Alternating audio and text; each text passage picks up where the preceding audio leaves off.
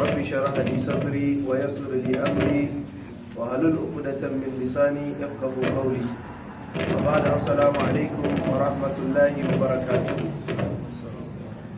barkanmu da sake haduwa a cikin wannan masallaci mai albarka, masallacin masoya manzon Allah sallallahu alaihi wasallama, wanda yake nan kusa da gidan rediyon express a kan titin Lamina Kiristan a nan birnin jihar Kano, a yammacin asabar 4 ga watan Ramadan, hijirar shugabanmu annabi Muhammad sallallahu alaihi wasallama daga birnin Makka zuwa Madina 1447, wanda ya daidai da 21 ga watan 2026 miladiya. Muna ƙara gode wa Allah tabaraka wa ta'ala da yake ƙara ba mu lokaci da dama domin tunatar da kayanmu a cikin littafin Allah tabaraka wa ta'ala. A cikin wannan wata mai alfarma mai albarka, watan da Allah yake gafarta wa bayinsa, watan da Allah ya sanya shi ya zamanto wato ɗaya tamkar ya dubu, wanda har a cikinsa Allah tabaraka wa ta'ala yana gaya mana aka saukar da alkur'ani, kuma a cikinsa akwai wani dare wanda mafi alkhairi mafi albarka daga darare dubu na watanni dubu. Saboda haka yana da kyau mu ribaci wannan wata mai albarka, kada mu bar wannan wata ya zo ya tafi ba tare da mun ribace shi ba da ayyuka na alkhairi da ayyuka na kirki. Saboda haka yana da kyau a ce mun ribaci wannan wata mai albarka. Allah tabaraka wa ta'ala ya sa mu dace. Allah ubangiji ya shirye da mu dukkanin alkhairan da suke cikin wannan wata mai albarka. A jiya mun tsaya akan ayata qad kana lakum ayatun, aran ma zai maimaita mana ita insha Allah. Bismillah. A'udhu billahi minash shaitanir rajim. Bismillahir rahmanir rahim. قد كان لكم آية في فئتين التقتا، فئة تقاتل في سبيل الله وأخرى كافرة يرونهم مثليهم رأي العين، والله يؤيد بنصره من يشاء، إن في ذلك لعبرة لأولي الأبصار.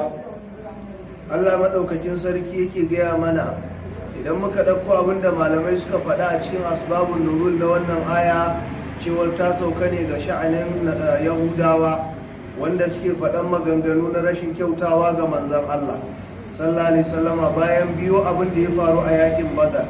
A yakin badar abin da ya faru shine lokacin da manzon Allah sallallahu alaihi wasallama aka gwabza yakin badar, manzon Allah sallallahu alaihi wasallama ya ci nasara, wanda a cikin watan ramadana ne ranar juma'a manzon Allah sallallahu alaihi wasallama da sahabbansa su 313 suka fuskanci kafirai mutum 900 da wani abu, wanda Allah tabaraka wa ta'ala kuma ya nasartar da muminai.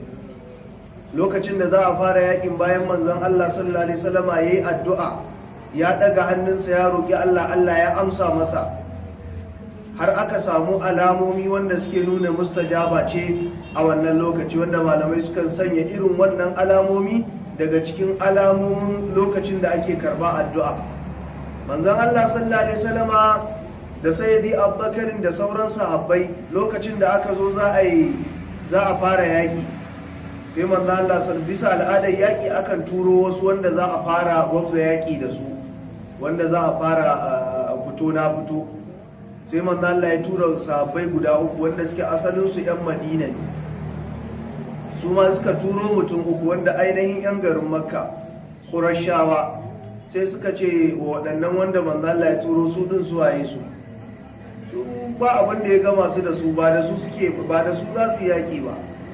Suka ce shi Muhammadin ya turo 'yan uwansa mana, in gaskiya yake bi. Sallallahu alaihi wasallam ya ce Ali bin Abi Talib fita, Hamza ta dan Abdul Muttalib fita, ya tura mutum uku ya ce su fita zuwa ga wato ainihin kafirai, wanda dukansu kuma jinin manzan Allah ne. Idan ka ɗauka Aliyu bin Abi Talib kanin manzan Allah ne, ɗan babbansa ne. Haka shi kansa Hamza babban manzan Allah ne. Da ɗayan da na mance sunansa shi ma ya fito dan uwa ne ga manzon Allah sallallahu alaihi wasallama, wanda suka fito aka gwabza yaki. Sayyidina Aliyu kowa ya san shi zaki ne, ya kashe abokin karawarsa. Hamza ma ya kashe abokin karawarsa. Ɗayan kuma suka yi wato ainihin mutuwar ragas da abokin karawarsa. Daga nan kuma aka fara yaki. Allah ya turo mala'iku suka taimaka wa manzan Allah da sahabbansa.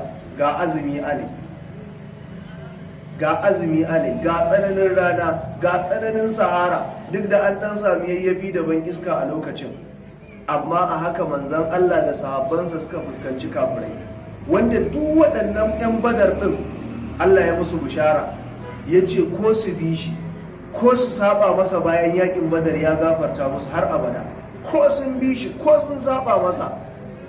Kai da za a samu wanda zai saba masa ma ya daina bin addinin Allah, Allah ya gafarta masa, balle ba za a samu ba a samu din ba, saboda wannan kokari da suka yi. Gashi musuluncin bai dade ba. Kai yanzu idan kai ne aka ce ga wani abu za a ka ce kai kudi na ba zai kare, ko kuma kai lafiya ta ba nake ji, amma su ba su kalli wannan ba, tare da ba su dade a musuluncin ba, suka ce a gwabza.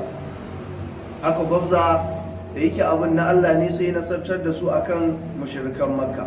To wannan sai ba wa su Yahudawan Banu Qainqa da Banu Quraiza da Nasara Najran, sai ba su kuri da cika baki na cewar wai manzon Allah ya bar gani yayi nasara akan waɗanda suke musulmai mushrikai, ya bar gani yayi nasara.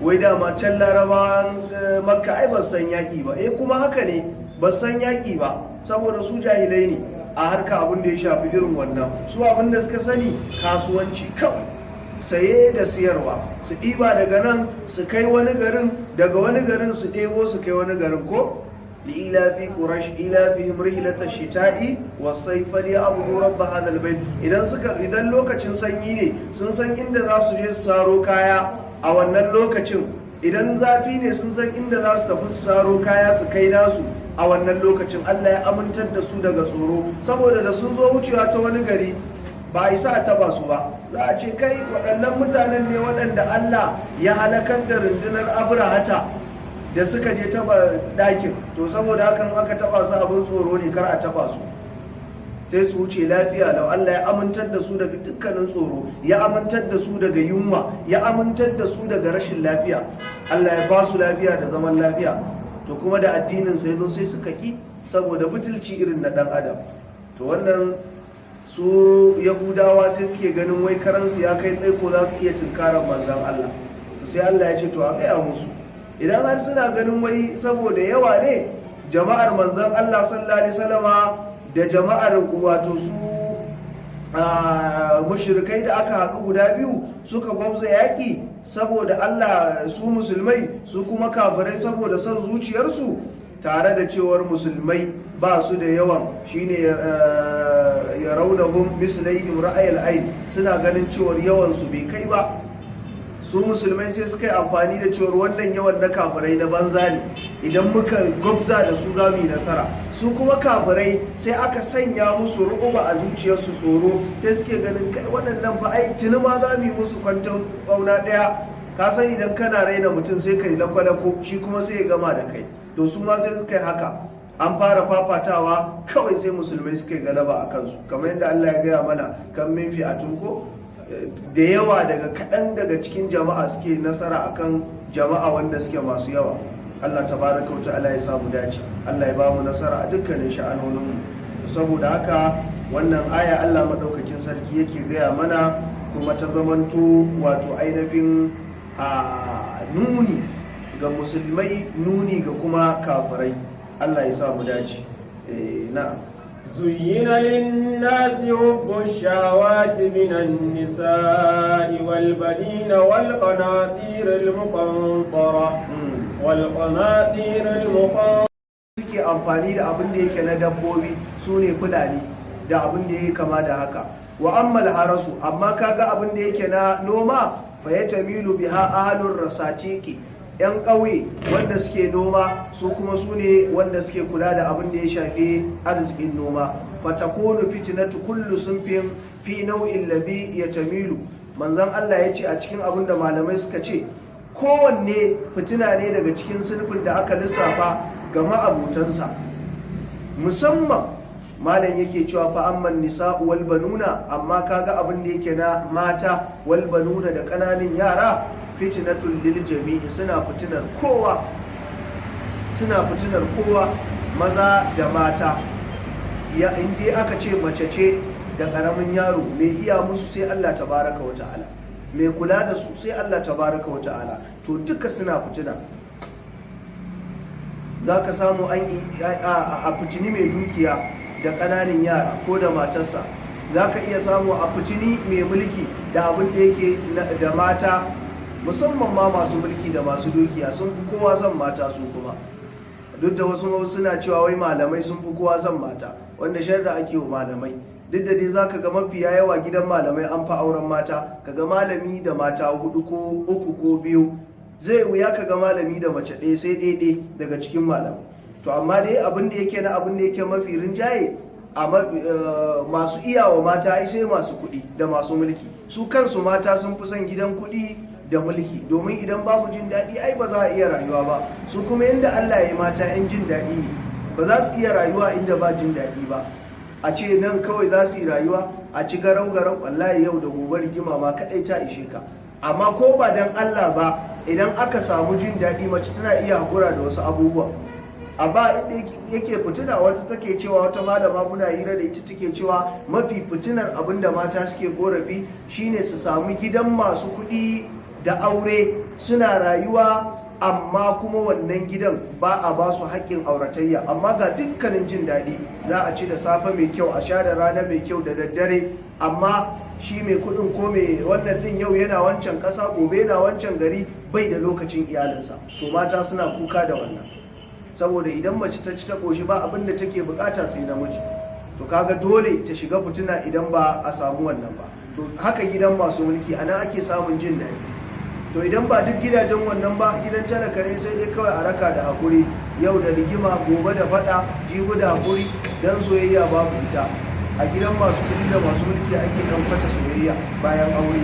Allah tabaraka wa ta'ala ya samu dace. Haka kananan yara, shi yaro yana da al'ala, in ba a gidan masu da shi ba a iya samun wadata yaro, ba a iya samun wadata yaro da duk abin da yake bukata na kayan more rayuwa da abin da yake na wasa da nishadi, domin yaro yana son nishadi, karamin yaro. Shi sa za ga a gidan masu da shi sai a sa irin kayan wasan yara, lilo da sauransu. Allah ya samu dace. Wani lokaci an taba samun wata magana daga cikin maganganun mai martaba sarki Muhammadu Sunusi a wancan zamani, cewar su wanda yake gidajensu ba yalwa, talakawa su daina barin 'ya'yansu na fitowa waje, wanda shi kuma al'adar talaka za ga mafi yawan lokaci ma 'ya'yansa a waje suke yawan rayuwarsu. Za a ga da safe ne da an ci, in ba makaranta wato an fito gobar gida, saboda cikin gidan ba yalwa. Za a ga shi ko mafi yawan 'ya'yan masu kuɗi ko 'ya'yan mawadata, za a ga su kuma ba su fiye fitowa ba, saboda cikin gidan akwai yalwar da za a yi wasa da sauransu. To wannan duk abu ne na kaddarawar Allah tabaraka ta'ala da yake gaya mana na zuyina linnasu bi shawati, duk ya shiga karkashin wannan. Allah tabaraka ta'ala ya samu dace. Saboda haka Allah yake cewa zalika mata'ul hayatid duniya, wannan dukkanin jin daɗi ne na rayuwar duniya, wanda Allah tabaraka ta'ala yake fawwale shi da dukkanin wanda ya so, ya ba wanda ya so, ya jarrabu wanda ya so. Za a iya baka kuɗin, a baka mace masifaffiya mara mutunci, ta yi ta fitinarka, kasuwancinka kaji kana yi amma hankalinka ba jikinka yake ba saboda fitinar matarka. Za a iya kuma jarrabaka da talaucin sai kuma a baka 'ya'ya na gari. Za a iya kuma jarrabaka duka biyun, a haɗa ma arzikin a baka 'ya'ya na gari. Za a iya jarrabaka kuma ga talauci ga 'ya'ya na banza. Duka Allah tabaraka wa ta'ala bayan da bayi, domin sha'anin nasa in yi kuma ba yana nufin tsana da ƙiyayya ba. Allah ya samu dace. Ya zo a hadisin manzon Allah sallallahu alaihi wasallama cewar abin da yake mafi girma ga ɗan adam shine Allah tabaraka wa ta'ala ya kawata masa gida na gari, ya bashi mata ta gari, ya bashi 'ya'ya na gari wanda za su zamanto suna yi masa addu'a, sannan kuma ya jarrabe shi da abin da yake na abincin da zai ciyar da iyalinsa. An tambayi Anas dan Maliku ko Sahalu bin Abdullahi, an tambaye shi cewar wani abu ne mafi girman daɗi a duniya da albarka, shine yake cewa Allah tabaraka wa ta'ala ya baka ikon biyayya daga cikin abun da ya ainihin jarrabe ku a kansa, wanda ya ce ku yi wanda ya ce ku bari domin in ba wanda Allah tabaraka wa ta'ala ya tsare ba, babu wanda zai iya kauda kansa daga zina. In ba wanda Allah ya kauda kansa ba ya tsare, babu wanda zai iya tsare kansa daga sata, na dukkanin abubuwan nan da aka lissafa. Shine Bahaushe yake cewa an aka ce an kafiya son mata, wai raina ka akai, don ba wanda baya son mata. In aka ce kafiya son kuɗi, raina ka akai, kowa na son kuɗi. Wannan kuma su ne jin daɗin rayuwa. Allah tabaraka ta'ala ya wadata mu samu dace. Saboda haka wannan aya ta kunshi abin da Allah yake nuna mana cewa wannan shine jin daɗin rayuwar duniya gaba ɗaya. Wani abu ba wannan ba kuma bayan haka ne. Wannan kuma ya zama raddi ne ga abin da yake na mushrikai da suke jin cewar wanda ba shi da wannan duk abubuwan da aka lissafa koma baya ne, a lokacin da su ko musulmai sun samu naƙasu daga dukkanin wannan jin daɗin.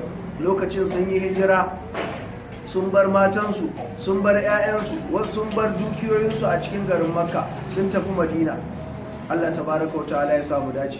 To sai suke goranta wa musulmai, suke cewa ai ba su da komai. To sai Allah ya ce mi قل أنبئكم بخير من ذلكم للذين اتقوا عند ربهم جنات تجري من تحتها الأنهار. نعم. جنات تجري من تحتها الأنهار خالدين فيها وأزواج مطهرة ورضوان من الله والله بصير بالعباد. Allah madaukakin sarki yake gaya mana, kul ka gaya musu ya Rasulullahi, duk da suke wannan kuri suke cewa suna da waɗannan abubuwa, unabbi'ukum bana ba ku labari ba bi khairin min zalika, daga abin da yake mafi alkhairi daga waɗannan abubuwan da aka lissafa na jin daɗin rayuwar duniya, na mata da 'ya'ya da dukiya da noma da kiwo da sauransu.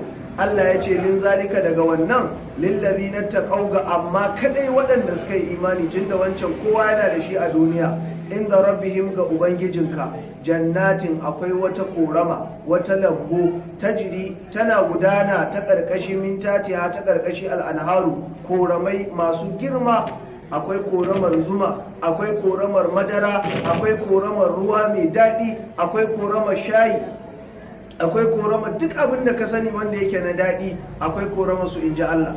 Suna gudana ta ƙarƙashin aljannatai. Da kare cewar ina buƙatar shayi, kawai sai kaga shayi mai zafi ya zo zuwa gare ka. Da kare cewar ina buƙatar madara, sai kaga madara. Idan mai zafi kake buƙata, madara ko mai ɗumi ko laban mai daɗi, mai sanyi mai garɗi, sai ya ganta. Ka in ma rufai da kake so, kawai sai ya ganta ta zo a lokacin.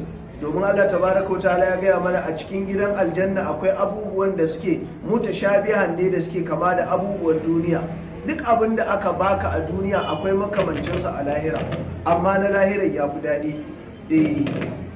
Allah tabaraka wa ta'ala ya samu dace. Idan za a baka alewar lahira ba irin ta duniya ba ce, in za a baka goruban lahira ba irin ta duniya ba ce, musamman mata sun fi son irin wannan. Haka idan za a baka, musamman ga yara, akwai lilo da sauransu a aljanna da sauran ire-iren waɗannan. To saboda haka a aljanna kuma babu abin da yake na cefane, babu abin da yake na aiki ko aikatau ko wani abu makamancin haka mai wahala. Babu hasada, babu kifaɗi, ba mugunta, ba cuta, ba duk wani abu wanda yake mara kyau, babu shi a aljanna, sai daɗi da ni'ima. Allah tabaraka wa ta'ala ya ce khalidina fiha, za su dawwama a cikinta. Bayan dawwamar kuma wa azwajun mudahara, akwai wasu matekun da ba sa jinin al'ada, ba sa haihuwa irin ta duniya, ba sa dukkanin abin da yake na wahala a can lahira. Tsaftace suke cikin tsari da girma da karamci, ba irin duk da matan duniya idan sun shiga aljanna su ne wanda ake lissafawa wasu malaman suka ce abinda ake lissafa azwajin mudahara sune matekun aljanna hurul ini da za a bema kowa. Allah tabaraka wa ta'ala ya kai cikin gidan aljanna. To idan aka bema kowa wannan hurul inin za su zamanto mudahara tsarkakakku. Idan ma na duniyan ne su ma haka za su zamanto tsarkakakku. Ba a nan ka gama ce haihuwa ɗaya biyu ta watsi ba, a can babu wannan, a killace a karace suke. Allah tabaraka wa ta'ala ya samu dace. Lilladina taqaw kadai ga wanda suka yi taqawa gare su Allah madaukakin sarki ya tanadi wannan. Waridwanun min Allah, da kuma yarda daga Allah madaukakin sarki. Wallahu basirun bil ibad, Allah madaukakin sarki mai kawaici ne da kauda kai da abin da yake na aikin musulmai a duniya da wanda ba musulmai ba. Allah mai kauda kai ne ga barin dukkanin ayyukan da suke aikatawa. To idan muka ɗau wannan akwai hadisi na manzon Allah sallallahu alaihi wasallama wanda yake cewa idan an je aljanna, su matan aljanna bargonsu kana iya hangen abin da yake na hannunsu daga nan za ka iya hangen baya, kamar yadda kake iya kallon ledar fiya wata za ka ga kana kallo ciki har kana kallo waje. To haka wannan matan suke. Sannan kuma Allah madaukakin sarki yake gaya mana su mata ne wanda ba sa jinin al'ada, ba sa jini na haihuwa, a tsabtace suke, a tsare suke, in ji Allah madaukakin sarki. To an tanade su ne ga muminai kadai. Gwargwadon aikinka, gwargwadon irin matan da za a baka a lahira, gwargwadon girman karatunka ga ƙur'ani, haddarka ga ƙur'ani, girman ibadarka, girman irin abin da za a baka. Wani za a bashi mata 70, wani 70,000, haka kowa da irin girman darajarsa da irin girman darajar matansa. Kuma ita lahira ba irin duniya ba ce. Ya tabbata cewar mutane, mala'iku su ne ɗan aikin lahira. Mutanen kirki suna cikin gidan aljanna, duk wata wahala hisabi bayan an wuce da duk abin da yake za su je su tadda Allah madaukakin sarki. Bayan nan sai Allah ya ce waridwanun min Allah, akwai wata yarda daga Allah. Sai sahabbai sai yan aljanna gaba ɗaya su ce ya Allah, wai akwai wata yadda ce bayan wannan aljannar da aka bamu? Sai Allah madaukakin sarki ya ce tabbas akwai wata yardar da tafi wannan. Ai wannan ba komai bace a cikin yardar. Wannan ɗan kaɗan ne daga cikin ni'imar Ubangiji, shine ganin Allah madaukakin sarki. Lillazina ahsanul husni wa ziyada. Allah ya ce ga waɗanda suka zamanto sun yi aiki na kwarai a nan duniya, to akwai wani ƙarin kyautatawa gare su, shine ganin Allah. Manzon Allah sallallahu alaihi wasallam, duk da idan muka ɗau fasara irin ta malamanmu na asha'ira sai a ce wato ganin yardar Allah a ranar alkiyama. Ganin yardar Allah, manzon Allah ya ce kamar mutum ne da yadda yake ganin wata, kamar mutum ne da yadda yake ganin wata. Idan za a ga wata baka cewa wane ka, musamman daren 14, ba za ka ce wane gyara ka kare mun bana ganin watan nan ba. Komai girman abu kwan ka matsa za ka hangi watan nan. To kamar haka mutane za su ga rahamar Ubangiji a ranar alkiyama. Wannan yardar da Allah ya ambata mana, Allah tabaraka wa ta'ala ya sanya mu daga ciki, ya sanya mu daga cikin masu ganin wannan yarda tasa. Kamar yadda Allah yake gaya mana a wata ayar wa inda yake faɗa ga muminai cewar jannatun tajri min tahtiha al-anharu khalidina fiha wa masakin dayyibatan fi jannati adnin wa ridwanun min Allahi akbar. Allah ya ce akwai yarda mai girman gaske, katuwa daga Allah madaukakin sarki zuwa ga muminai, wanda Allah ya tanada. Allah ka sanya mu masu rahotuwa da wannan yarda tasa. Allah ka sanya mu masu gani, masu gamdakatar da lahira da aljanna baki daya. Allah ya samu dace. Na'am. الذين يقولون ربنا إننا آمنا فاغفر لنا ذنوبنا وقنا عذاب النار. الصابرين والصادقين والقانتين والمنفقين والمستغفرين بالأسحار. شهد الله أنه لا إله إلا هو والملائكة وأولو العلم قائما بالقسط. لا لا إله إلا هو العزيز الحكيم. Allah madaukakin sarki yake gaya mana alladhina yaquluna rabbana, su ne waɗannan muttaqai masu imani da sallama lamarin su zuwa ga Allah, suna cewa rabbana ya ubangijinmu innana cewar mu haƙiƙa amanna mun yi imani da kai, faghfir lana ka gafarta mana zunubanmu wa qina azaban nar ka gafarta mana ka tsare mu daga azabar kabari. As-sabirina, sai Allah yake gaya mana su waɗanda suke neman wannan gafara, suke neman Allah ya yafe musu, ba wasu bane, su ne as-sabirina, masu hakuri daga dukkanin wani bala'i da ya same su. Ko alladina idza asabatuhum musibatu qalu inna lillahi wa inna ilaihi raji'un, wanda in wata musiba ta same su sai su qalu inna lillahi, daga ubangiji ne, kuma ubangiji ya jarrabe mu, shi zai canza mana daga abin da yake mafi alkhairi. Misali irin waɗannan ibtila'i da suke faruwa a jihar mu ta Kano, Allah ka kiyaye, irin gobara da ake ta fama da ita a Kano, jarrabawa ce. Wasu wanda ba su gane menene addinin Allah ba sukan ce wai mutum baya zakka ne. Ai shi Allah madaukakin sarki ba haka yake tsarinsa. Ya riga ya gaya mana in ya ga dama wala nabluwannakum bi shay'in min al-khawfi wal-ju'i was-samarati wa naqsin min al-amwali wal-anfusi was-samarat wa bashiris sabirin.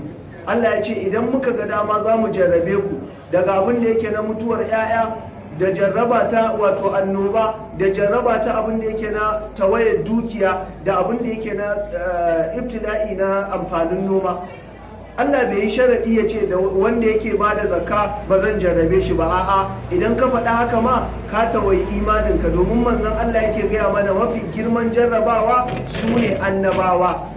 Domin ka koma babu wasu wanda aka jarraba kamar annabawa. Ka ɗauki jarrabar da aka yi wa annabi Musa da aka fitine shi da da Fir'auna.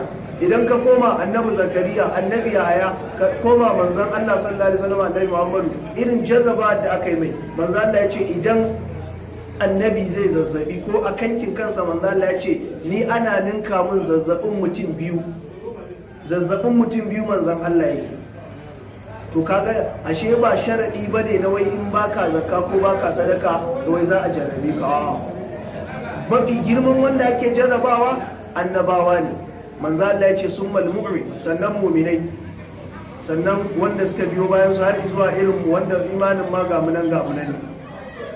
To Allah madaukakin sarki ya sanya wannan. To haka idan wai sharadi ne na wannan, to da dukkanin kafirai ba za su zamanto sun rabota da jin daɗin duniya ba. Sai Allah ya sanya sharaɗin kawai shine girman imaninka, girman jarraba da za a yi ma. Don baka zakka ba shine sai a ce an gobare maka gidanka ko kamfaninka ko gonarka ko wani abu ba haka bane. Allah bai sanya wannan sharaɗin ba. Kuma ta iya yiwuwa wannan din baka zakkar sai ka fi kowa jin daɗi da cin riba ma a cikin kasuwanci ko noma. Ta iya yiwuwa kuma sai Allah madaukakin sarki wancan da ya fi kowa zakka sai Allah ya jarrabe shi. Ashe kaga jahilci ne ka ce wai dan shagon mutum ya kone ka ce wai baya zakka. Sanda zai zuwa zai gaya ma, ai ba sanda zai zuwa zai fito ya ce ni wani dan wani zan yi zakka, ba haka bane.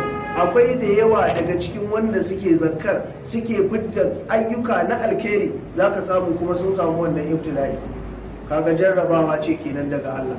Saboda haka mutane mu daina irin wannan banzan faɗi, ba shi da amfani. Allah madaukakin sarki ya samu dace.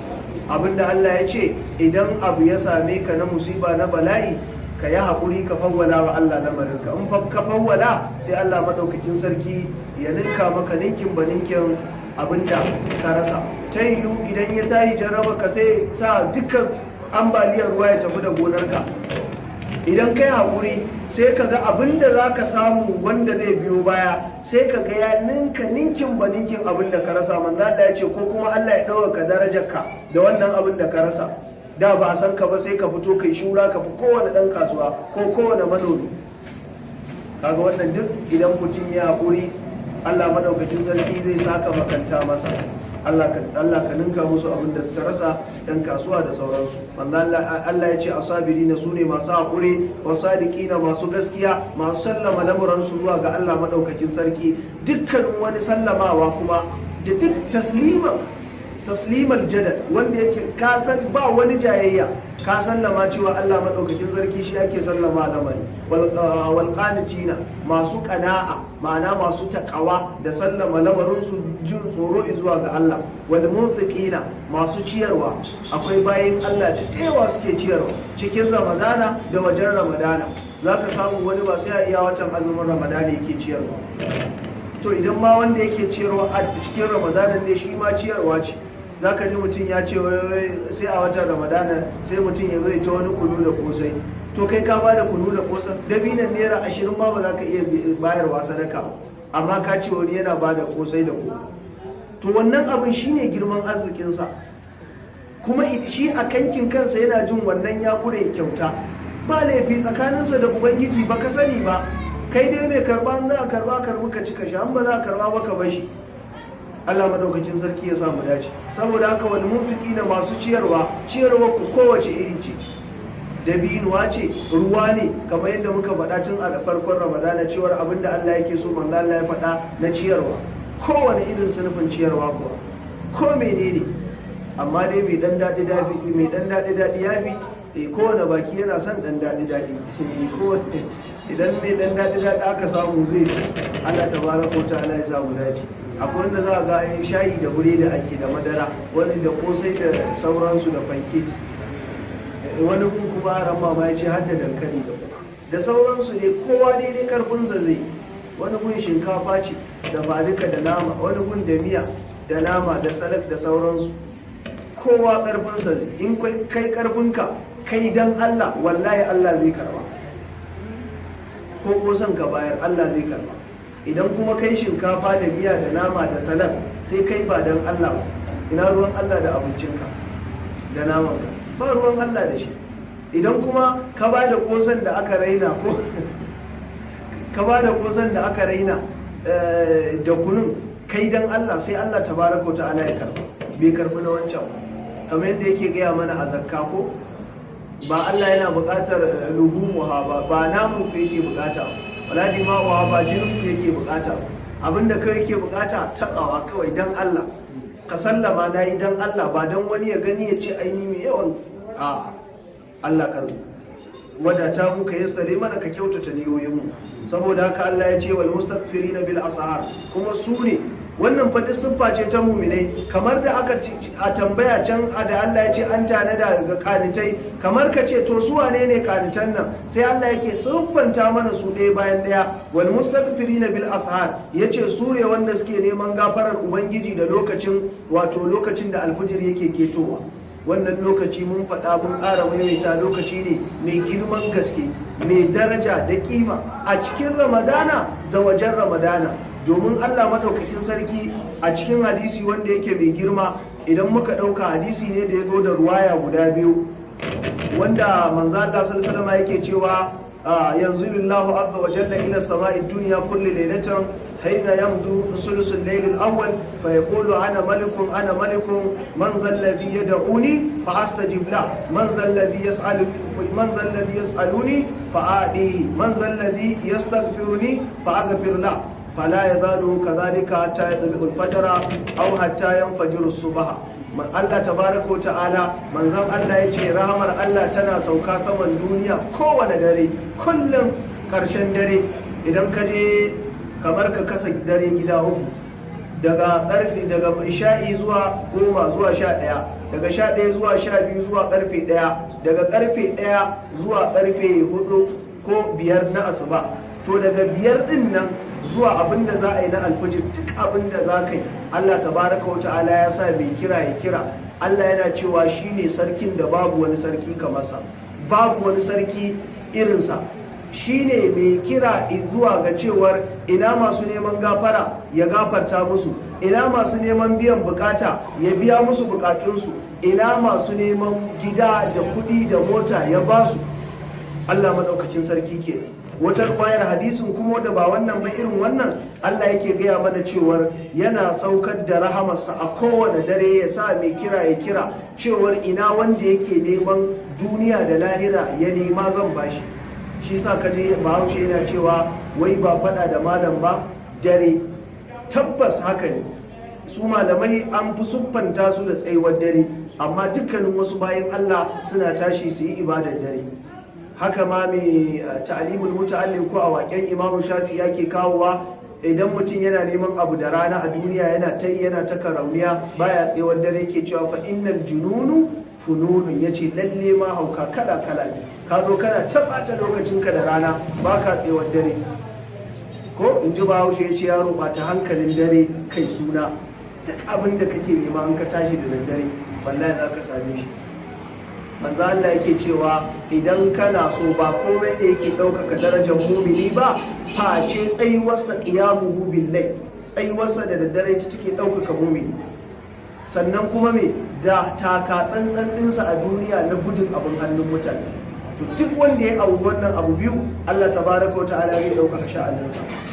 To amma sai ka samu mutum ya kwanta tun farkon dare har ƙarshensa yana ta bacci har da yawon bacci don asara. Wanda malamai sukan ce lokacin da mutum dare na ƙarshe din nan idan mutum ya tashi, manzon Allah ya gaya mana, ya koya mana duk yanda ake. Idan ka tashi akwai addu'ar da ake ta tashi daga bacci, akwai abin da ake, akwai wanke hannu, akwai yin alwala bayan tsarki, ka dawo ka yi nafulfuli, ka ci gaba da salatin annabi ko istighfari ko zikiri da sauran abubuwa wanda ka ya tsara yadda kai tsarinka. To wallahi in dai kana yin wannan, rayuwar duniyar nan ba za ta kuntace maka ba. Allah mu dai mun gode maka, alhamdulillah. Saboda haka ya zamanto cewar manzon Allah a cikin wani hadisin ya ƙara gaya mana daga Anas dan Maliku, Allah ya ƙara masa yadda yake cewa amarna an nastaghfiru bisuhur 70 istighfara, yace an umarce mu da mu yi istighfari 70 a kowane lokacin da alfujir zai keto. Wannan lokacin da alfujir zai keto, shi yasa idan ko hadda kake so ka yi, idan ka lazumci wannan lokacin zaka ke yawan hadda. Idan ko me kake nema dai a wannan lokacin, in ka tashi ka miƙa Allah tabaraka wa ta'ala bukata zaka samu, kowane irin abu Allah tabaraka wa ta'ala ya samu. Saboda haka a cikin abin da yake na wannan, manzan Allah sallallahu alaihi wasallama yana yawan tashi wannan lokaci. Har ma na Aisha Allah ya kara mata yadda ta ga manzan Allah sallallahu alaihi wasallama kadamahunsa suna tsagewa, shine kafafun manzan Allah sallallahu alaihi wasallama suna tsagewa. Sai na Aisha take tambayar manzan Allah, ya rasulullahi, wai ba Allah tabaraka wa ta'ala ya gafarta maka yace inna fata'na laka fatahan mubina ba?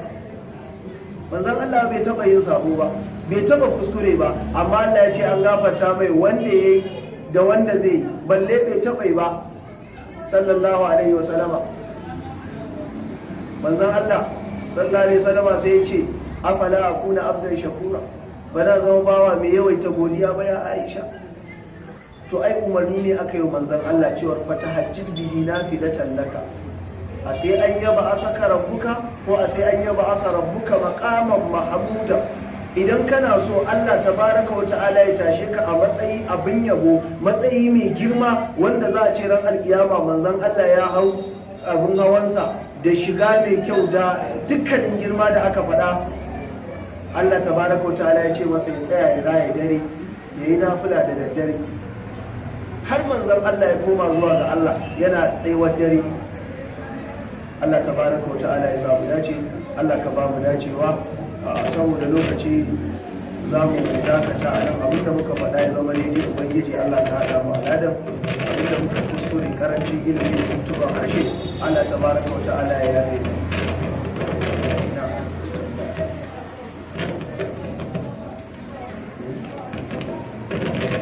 Ba tambaya.